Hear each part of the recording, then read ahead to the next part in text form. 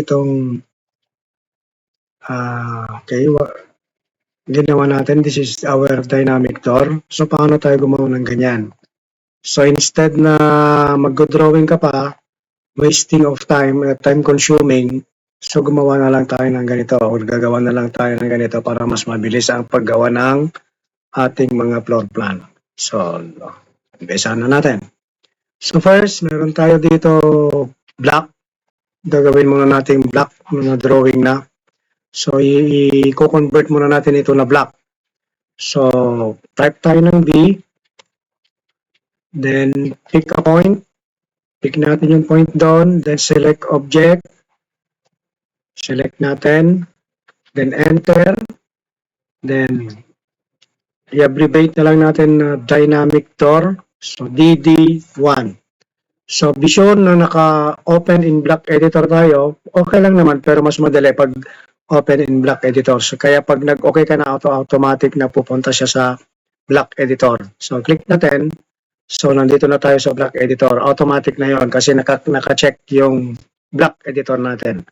So, ang gagamitin natin na block authoring of palettes, okay, authoring ang tawag dito, block authoring.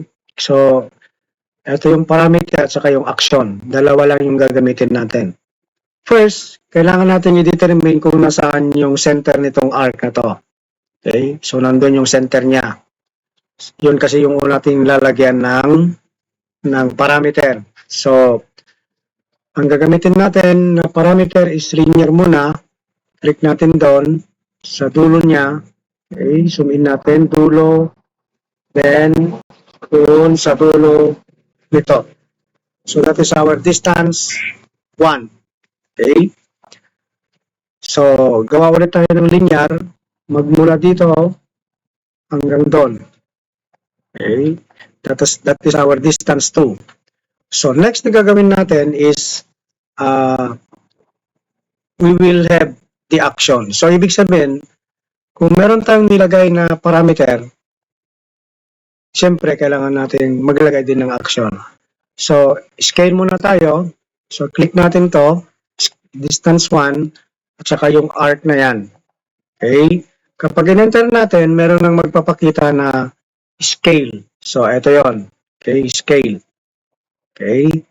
So, then, punta tayo click natin ulit to. Then right click tayo, punta tayo sa properties, iset natin yung number of grips into 0 and chain action to yes. Okay. Next. So okay na yan. Ang gagawin naman natin ngayon is gagawan natin ng action distance 2. So i-click natin yung distance 2 or ang action na gagawin natin dyan is stretch. Why? Kasi eto, yung dalawang door jump na yan, kapag ginalaw mo to, yung arrow niya, pupunta lang siya doon na hindi siya na-scale. Bakit scale ang ginamit natin dito? Kasi habang minumove mo yan, nag-scale yan, lumalaki yan. Okay? So, yun yung gagawin natin. So stretch tayo. Click natin yung distance 2. Click natin. So, stretch. Then, distance 2. Okay, click natin. Click natin. So, stretch. So, pag meron kayo nakitang red na yon, click nyo lang sa gitna. Okay, then select nyo yung part na to, then saka nyo select ulit dun sa loob. Okay, hindi natin kailangan ito kasi ito kanina is ang action natin dito kanina is scale. So, shift tayo, hold the shift, then click natin yan. Then enter. Okay? So, meron na kayong nakita na stretch command dito or stretch action. Okay? Next. Kailangan ulit natin ito, kailangan may stretch sa pataas.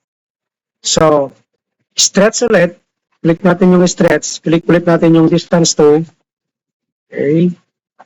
Click natin hanggang sa magpakita yung red. So, click natin yan. Pag nagpakita na yung red doon, click natin ulit sa gitna. Then, select natin dito. Okay. Select natin dyan. Then, select ulit sa loob. Then, hindi natin ulit kailangan to. So, shift, hold shift, then click natin yung arc. Then, click natin. So, ibig sabihin, dalawa na yung action ng distance 2. Okay. So, tingnan natin kung mag-ana. Okay. Save changes. So, click natin to. So, kapag i-move natin yan, nag-stretch na yung ano natin, pero may problema kasi kapag hindi siya nagna 90 degrees. So, palitan natin yan. So, double click ulit tayo. Punta tayo sa editor. Then, stretch 1. Click natin yung stretch 1. Then, properties. Hanapin natin yung angle offset to set natin ng 90. Okay? 90. Then, enter tayo. Then, subukan natin kung gumagana. Save changes. Then, check natin kung gumagana na. Okay, hindi pa rin. So, double check natin ulit. Okay. Click natin yan. Punta tayo dito sa stretch 1. Okay, stretch 1. Tingnan natin, properties.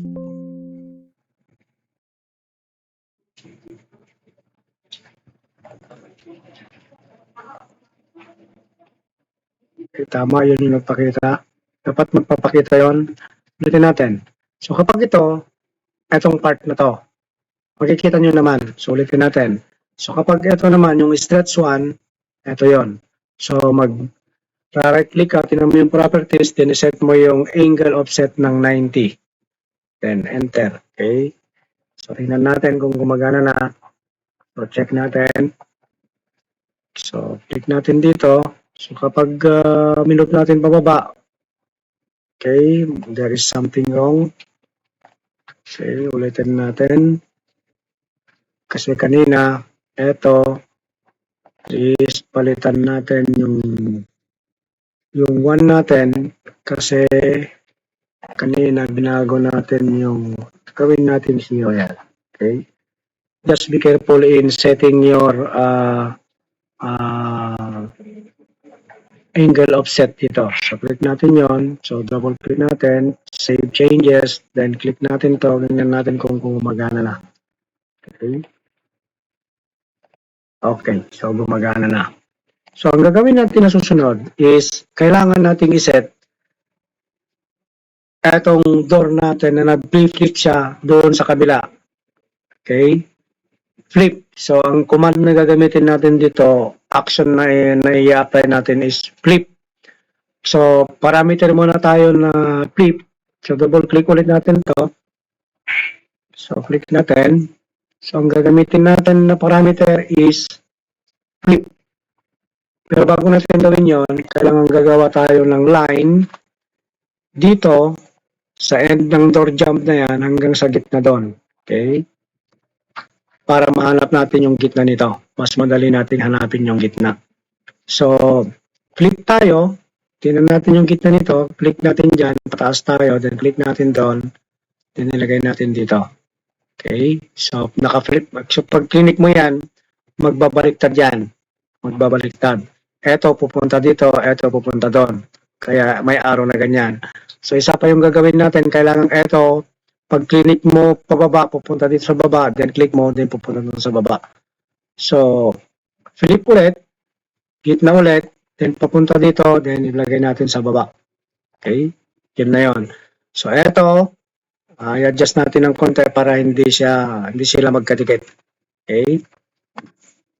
So, ang next na gagawin natin is maglalagay tayo ng action dito sa ginawa nating flip. Na left and right, up and down. Okay? So, punta tayo ngayon sa action. Then, flip tayo. Click natin yung flip na yan. Okay? Then, pag doon sa may command line, mayroon kayong makikita na background tool. Select object. So, all lang. Type lang kayo ng all. Enter, then another enter. Okay? So, check natin kung gumagana yung ginawa natin. So, pag click natin to, meron na kayo makikita dito. So, pwede na siyang ma-flip. Okay? So, next.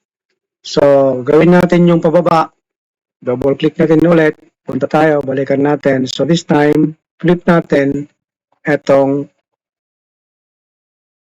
na gagawin natin is check muna natin kung ano yung check natin. So, yung ginawa natin is flip left and right. So, yung susunod is flip up going to down. So, flip natin, click natin tong flip to. Okay. Then all. Enter, then enter. So, subukan natin ulit.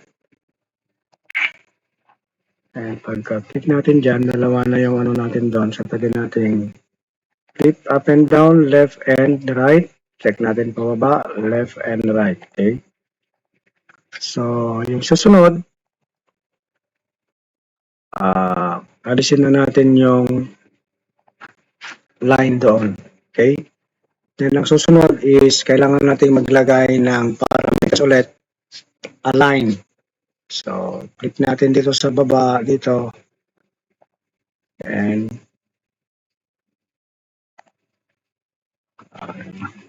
hindi ganun dapat. So, align. Pwede natin, dapat nakaturo sa taas sa baba. Okay, that's it. Then, click natin ulit dito. Save changes. Then, check natin kung gumagana na. So, pababa, pataas, left, right. Pababa, left, right. Then, pataas. Then, stretch.